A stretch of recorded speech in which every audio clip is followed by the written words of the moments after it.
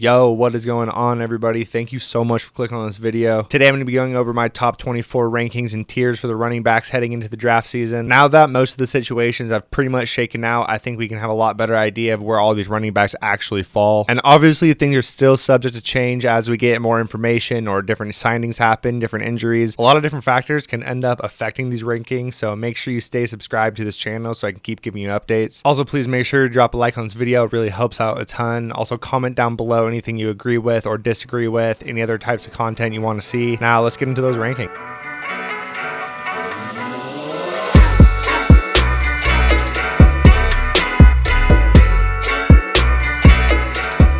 Alright, so the first guy I'm going to talk about, I think pretty consensus for most people about who the RB1 is. It's going to be Christian McCaffrey. He ended as RB2 last year, but from week 8 on, he was RB1, which was when he joined San Francisco and got that full workload. And again, really just not that much to be said. I think he has a very strong argument to be the #1 overall pick. For me, it's between him and Justin Jefferson. I have been going JJ right now, but either way, totally understandable. He does absolutely everything for this offense. Kyle Shanahan has sung his praises all offseason. All the beat reporters are saying a 1,000 yard season is coming from him. And the only real argument against him is that when Elijah Mitchell was healthy last year, he wasn't as good as he was in the weeks where he wasn't, which I think is pretty obvious. But if you look at the weeks where Elijah Mitchell actually played and McCaffrey wasn't as good, he was still the RB1 over that entire time. So he just wasn't the RB1 by as much. He's in the best run scheme in the entire NFL and is one of the best skill players in the entire NFL with a coach who knows how to utilize him perfectly. There's not much really to be said here. I got him easily as the RB1. And the only other person that I have in this tier 1 with him is going to be Austin Ekeler. He was the RB1 this most recent year and the RB2 the year before that. You might not remember, but he actually had a really bad start to the season this past year. And he did have some turmoil this offseason. He requested a trade because he wasn't getting the contract he wanted, but nothing really panned out of that. And it seems like everything is going to be just fine for him. The only real change in the offense is that they got a new offensive coordinator who actually likes to pass the ball more, which is where Ekeler really thrives. So it was probably actually a net positive for him. What could detract from it is that they added Quentin Johnston, who is just another good target who could take away some of that volume from him. And he's also been one of the most efficient touchdown scorers over the past 2 years. So there's a lot of people talking about touchdown regression coming from him, but this offense is basically the same. He's a really good player and really integral role in this offense.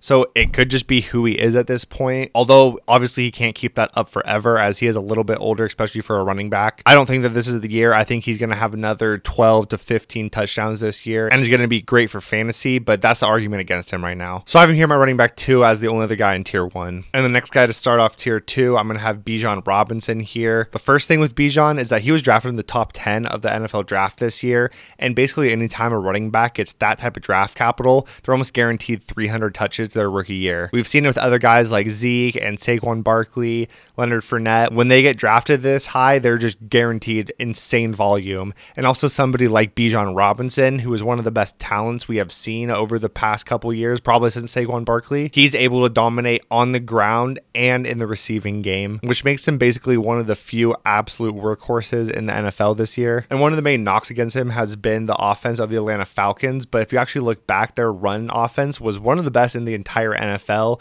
The scheme that they run is very similar to the 49ers, and it really makes for a lot of great openings. And with somebody now like Bijan Robinson taking advantage of that, I think that he's going to absolutely dominate. He's going around that 7th or 8th pick right now, and I'm actually very comfortable with that spot with him. I think that he's going to be an absolute stud this year. So I got him here, my running back 3. And at my running back 4, another guy who's going to be a workhorse this year is going to be Saquon Barkley. He also had the contract negotiations this offseason where they wanted to franchise tag him. He wanted a long-term deal. It's one of the biggest conversations going on in sports right now. They ended up giving him a 1-year deal that's worth a little bit more than what the franchise tag would have been. And so I think that they're going to focus on the contract negotiations next offseason. But because of that, I honestly think that they're just going to run him into the ground this year, and he's probably going to get about 350 touches, similar to what he did last year. And he was extremely good last year. He struggled towards the end of the year, but he still finished as the running back 5. And Daniel Jones also got paid this offseason. They've added Darren Waller, Jalen Hyatt, and a couple other weapons. So they probably are going to have the best offense that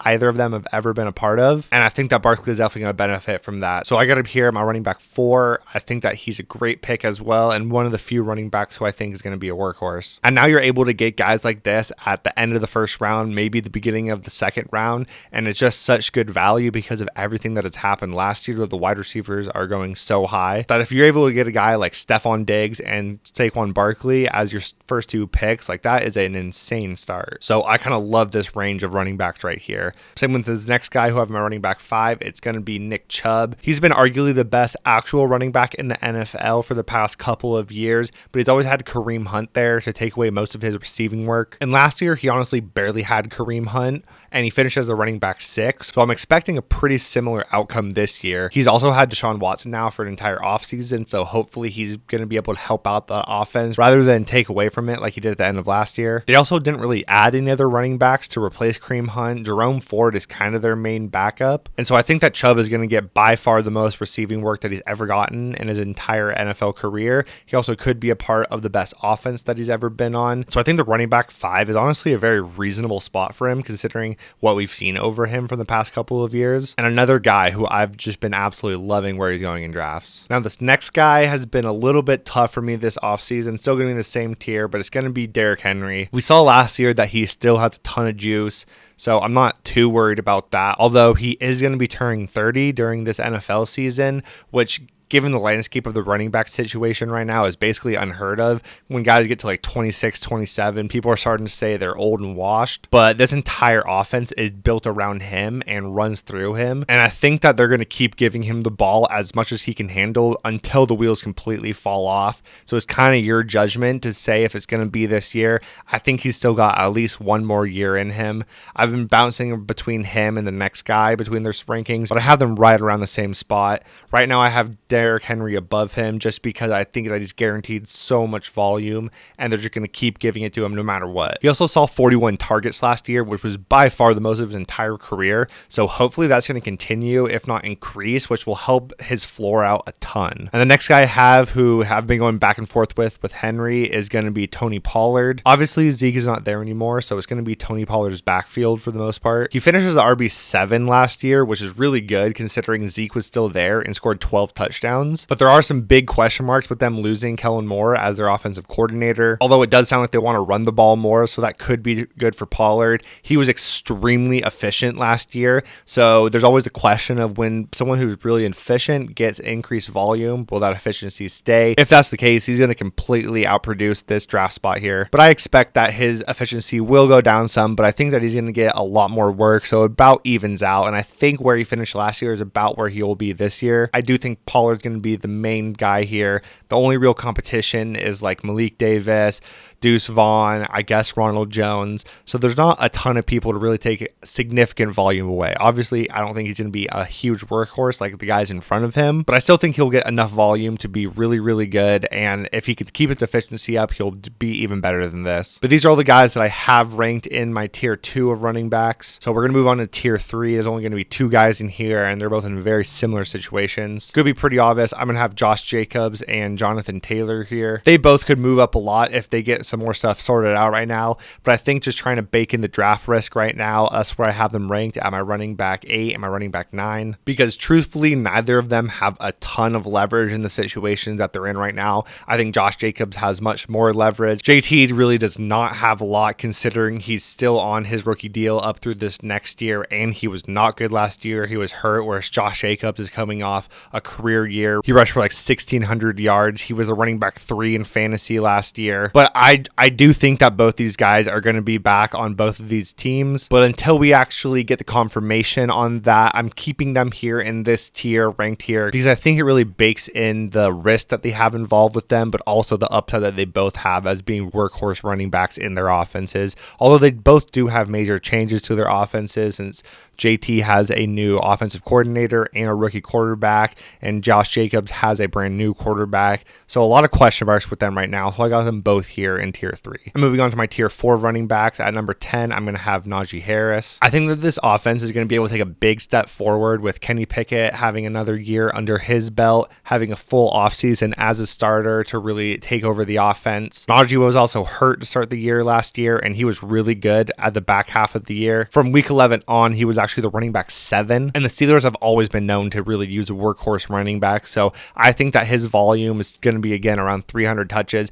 He's not a very efficient runner, but hopefully if the offense is better, that can help out some. But I think that his volume just puts him up here around this area. Not like the sexiest player, not super exciting, but he's going to be good for fantasy just based off his volume. And if Kenny can take that next step, then he could be even better. Because for the last 2 years, he's been one of the main focuses of the offense. They've always been able to stack the box. If they can open it up with Deontay and Pickens on the outside, then that's only going to help out Harris even more. They also made a lot of offensive line moves, so if the offensive line improves, that's also going to help him. So I think they're just a trajectory upwards of the Steelers, and based on some of the other guys that I used to have ranked ahead of Najee, and then things happen to them like Ramondre and Breece Hall, them falling back, I think that running back 10 around this tier 4 running backs is good for Najee. And the other guy who I have here in the same tier, running back 11, is going to be Joe Mixon. I had him way lower to begin this draft season just because there were so many like legal issues going on, but it seems like he's got those pretty much sorted out. But it sounds like he's going to be back with the Bengals. They got rid of Samaje Perine, who has been taking away receiving work from him forever, and the only person that they've really added was Chase Brown, who was like a 5th round rookie and is not a good receiver. I watched his tape. He is a great straight line rusher, but his receiving game was not very good. So I'm not too worried about him taking away receiving work. I think that Mixon will have way more than he's had in any time recently. And he was a very inefficient rusher last year, only went 3.3 yards per carry, which is terrible, but he'd still finish as a running back 12. Although about a quarter of those points came in one game where he scored about 50 points last year, if y'all remember that. So there's definitely some stuff that is scary with it, but I think he's going to be getting way more work than he has because there's nobody really behind him now. And the offensive line should be better because they were supposed to be better last year. Started out a little bit rough. They've had a full year now to really work together. So I think that's going to be better. One of the best offenses in the NFL, and he has a really great chance to actually be one of the few workhorses. So I got him right here, my running back 11. Then moving on to my running back 12 and my tier 5, I'm going to have Ramondre Stevenson, who I used to have up ahead of both of these guys right here, but after Zeke signed, just moved him down just a little bit. I think Zeke signing, I've talked about it in one of the shorts if you guys have seen that, but I think Zeke signing just takes away a little bit of that upside that Ramondre has, just because Ramondre really struggled on the goal line last year. That was like his main issue. And although Zeke has lost a step, he was actually still really good in short area. He scored 12 touchdowns last year, and basically all of them were within the 5 or within the 10. So I think there's a lot of potential for some of those touchdowns to get vultured for Ramondre and some of the in between the 20s work. Obviously, I still think he will be by far the running back 1 here, going to get basically all the receiving work, still is going to get a lot of work on the ground, but I think that elite upside is now going to be just taken away from Ramondre, although I still think he's going to be really good. Still a running back 1. I have him at running back 12 right here. And the next guy I have, another person who I am a little bit biased on just because I have him on 2 different dynasty teams, but he's had a very tumultuous offseason kind of, and I think he could really go a lot of different ways, but I'm going to have Travis Etienne here. Been a lot of rumors about him and Tank Bigsby and who looks better, how much work Tank is going to get. I wasn't too worried about Tank Bigsby initially when he was drafted, but as it has gone on through training camp and everything and kind of hearing some more of the reports, getting a little bit more worried about it. So I've started to move Travis Etienne down just a little bit, although I still think Travis is the more explosive, more dynamic player. He doesn't have the body to really withhold like an elite workload, and that is definitely worrisome. So they drafted someone like Tank Bigsby, who is a big dude, and I definitely think that Tank will be more of a goal line back than Travis Etienne is, so that's definitely going to take away some touchdown upside from him. Etienne also hasn't been used that much in the passing game, although he really thrived there in college, and he's with his college quarterback, so I hope that they get him more involved this offseason and coming into this next year. They've talked about it a lot in camp reports, but you know, it's always hard to go 100% off the camp reports, but it sounds like he's been getting involved in the passing game a lot more. But I think with Tank being there, it's a similar situation, honestly, with Stevenson, where with Tank being there, he's going to take away goal line work. He's going to take away work in between the 20s in short area. Etienne should get the receiving work. They're honestly in very similar situations. Etienne does have a better offense, but I think that Tank is going to take away more than Zeke will from Stevenson. So I have him ranked above there right now. But let me know what you guys think about that one. And let me know what you think about Etienne in general, because I've been having a tough time on where to rank him because I could see him being a lot lower or a lot higher than this. And the last guy I'm going to have in this tier 5 is going to be Jamir Gibbs. Similar to Bijan Robinson, he was drafted at the number 12 spot in this year's draft, so he's basically guaranteed a ton of volume. Not the same way that Bijan is, just because of the play style that Gibbs has. He's a smaller body, really elite speed, shiftiness, pass catching, but not able to withhold like a 300 touch workload. But think of him similar to what Alvin Kamara used to be, kind of Aaron Jones, DeAndre Swift. It's funny he was drafted to the Lions too, because he's basically like the better version of DeAndre Swift, where he doesn't need a ton of volume to be really good. He just needs like 15 touches a game. He's going to be used a ton in the passing game. They also traded Swift, so he's not there anymore. They did sign David Montgomery, so he's probably going to get a lot of that goal line work and kind of that short yardage work, but Gibbs is going to get most of the valuable touches, and he's a guy that can break a touchdown from basically anywhere on the field. And because he was drafted so high, I think they're going to utilize him a ton. So he's somebody that has really high upside, and I think that this running back 14 area is pretty good for him to bake in his upside, but also the risk that he has having a guy like David Montgomery, who they paid this offseason, and being a smaller rookie. I could understand the argument for above some of these guys. I have him right here, but let me know where you guys are ranking him, because he's another guy that can really go a lot of different ways. Moving on to tier 6, at my running back 15, I'm going to have Aaron Jones here. Somebody who I was kind of low on to start this draft process, but as I've read more and more camp reports and kind of looked back on the stats that happened last year and how I think things are going to shake out, I think that Aaron Jones is going to be kind of the guy who runs this offense and really makes it go for the Packers and a young quarterback. I know it felt bad last year with Aaron Jones. I had him in multiple leagues, so I totally get it, but he actually still finished as running back 9. He had a lot of like spike weeks and a lot of bad weeks, and he kind of has been known to do that, but having somebody on your team who can win you a week is extremely valuable. And now you're getting him at like a mid running back 2 range. That is great to have somebody like that. If you're going wide receiver heavy, you get a different running back, and then you get him as your running back 2.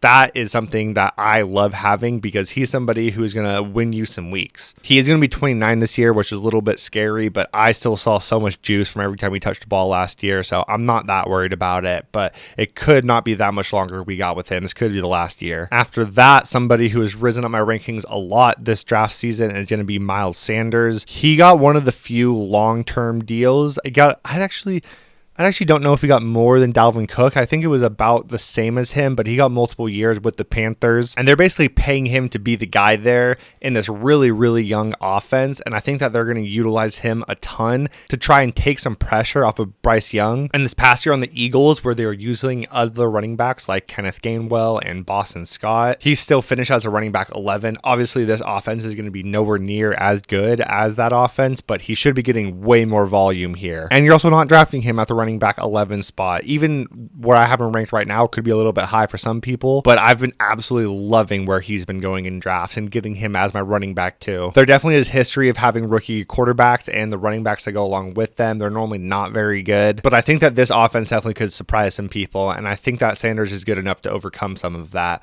And at the running back 16, you're not banking your entire team off of it, so I really like Miles Sanders this year. Huge fan of him. And after Sanders, I'm going to have Kenneth Walker, who has been one of the hardest guys to rank this offseason. Before the draft, I had Kenneth Walker ranked like definitely in my tier 2 of running backs, in that top 5 area. But now that they drafted Zach Charbonnet in the 2nd round, first off, that is massive draft capital for a running back. And also, I loved Zach Charbonnet. He's a big bodied running back who is great at catching the ball. He is a much better pass catcher than Kenneth Walker. So I think that most of the passing work is going to go to him. Kenneth Walker, though, is still an unbelievable running back. He is still the lead back here. He's still, I think, a better running back. And we saw last year that he can take one play 75 yards to the house. So another guy that can win you your week at any moment. So I like having him here as my running back 2, or if I'm going heavy on running backs, my running back 3, where I'm not so reliant on him. But I think that this is going to be pretty close to a 50-50 time split between these two guys. And we've seen Pete Carroll do stuff like this, so it's not out of the normal for him. I still think at this point, though, Kenneth Walker is just too talented and too young to pass up on. And if Zach Charbonnet gets hurt, then Kenneth Walker is going to be about a top 5 running back. And then the last guy in the tier 6 of running backs at my running back 18 is going to be Breece Hall. Now, I also have Breece Hall in multiple dynasty leagues, so this recent signing of Dalvin Cook personally hurt me very much, although I really think it's mostly just for this year, and I do think that Breece will take over by the end of the year. there's no way to beat around the bush and say that this doesn't affect him massively. Dalvin Cook got paid a $7 million base salary and up to $8.6 million. I also made a short about that if you want to go see it. Plus, Breece Hall is coming off of a torn ACL last year. Obviously, this offense is going to be massively improved with Aaron Rodgers, but I think to start the year, Dalvin Cook will get the majority of the work while they work Breece back in, and then for a lot of the year, it's probably going to be about a 50-50 time split. And I'm not saying for sure, but I think at the end of the year, there is a chance that Breece Hall takes over and starts getting 65 to 70% of the work in the backfield. But that is a big maybe, if, and, or but, and you'd have to wait all the way until the end of the year for that to possibly even happen. Obviously, if Dalvin gets hurt, then that's a different story, but we're not really projecting injuries like that. And so I think with things how they are, it's hard to see Breece Hall much more than like a kind of lower end running back too, unfortunately. He is still at this point, I kind of like Kenneth Walker, just too talented to pass up on. So I have him ranked here, but I had him ranked almost in this tier 3, high tier 4 running backs before Dalvin Cook signed. So this dropped him quite a bit. And then start off my last tier at my running back 19. I'm going to have JK Dobbins here. He was just activated off the PUP, which is huge news for him and for the Ravens. Last year, he was coming off an ACL injury, and we saw that he was just not fully healthy for the most of the year, but he still had some really, really good weeks. We saw a breakaway touchdown where he was basically running on one leg. And although Gus Edwards will definitely get work, JK Dobbins is going to be the main running back here. He doesn't catch a ton of passes. Nobody in this offense at the running back position does. So that upside isn't quite there. That's why he's always going to be ranked a little bit lower. But it's such an elite offense, especially for rushing, that he's going to have weeks where he also is just unbelievable. And the data has shown year over year that running backs coming off of the ACL, 2 years after the ACL injury, they are really back to normal. We saw it last year with Saquon Barkley, and hopefully we're going to see it this year with JK Dobbins. So he's another guy who I've loved grabbing where he's going kind of in the mid rounds of the draft, and I think that he's going to be great. On my running back 20, I'm going to have Alexander Madison here. Obviously, Dalvin Cook is no longer there, so Alexander Madison should be the workhorse running back. Now, we've never really seen him except for in really small sample size with the full workload. Although when Dalvin has been out, Alexander Madison has averaged 16.9 fantasy points per game. So, I mean, if that's the case, then he should be in the tier 2 of running backs. Obviously, he's not going to do that, but he definitely has the opportunity where he's going to completely outproduce his ADP because he's going to get so much work. It seems like the backups he has behind him are Ty Chandler, the rookie Dwayne McBride, but it doesn't sound like either of them have really been impressing in camp, and they've been talking about Madison being the workhorse, so it sounds like that's what's going to happen. Overall, though, Madison has shown to not be that efficient, and we've also never seen him with a full workload over an entire season, so there is definitely some worry there. But where he's going in drafts, I think it is such a great pick just based on the upside that he has. And then my running back 21, I'm going to have Damien Pierce here. He's somebody who I absolutely loved last year, just watching him on tape. This year, though, he does have a lot of concerns. First off, not going to be a great offense with the Houston Texans. They also have a new rookie quarterback who we talked about with Miles Sanders. The rookie quarterbacks just tend to not have good running back production. And they also went and signed Devin Singletary this offseason, who I think Damien Pierce will still be the lead back and will be better than. But what made Damien Pierce so good last year was he was getting like almost every single touch in that backfield. He was doing the rookie year James Robinson, and that's what made him so valuable in a bad offense. And I don't expect this offense to be much better. So if he's not getting that full workload like he was last year, then it's going to be hard for him to be really good again and really valuable for fantasy. I still think that he'll be able to eventually probably take it over, but it's going to be hard to take him much higher than a low-end RB2 just based on all those factors. And the next guy at the RB22, I'm going to have Cam Akers here. He had a very tumultuous season last year. He was almost like kicked off the team. He was really coming back from his Achilles injury then. They didn't want to use him, and then he came back. And then from weeks 13 on, he was the running back 4. And that was also without Matthew Stafford. So you can see the upside that is there. But the Rams were just such a mess last year that it's really hard to know what the truth is. Probably lies somewhere in the middle. And so that's kind of where I have him ranked here. I think that there's still a lot of upside with him, just he's still super young. And if the Rams can keep everybody healthy, this offense still should be pretty good with Cooper Kupp and Matthew Stafford.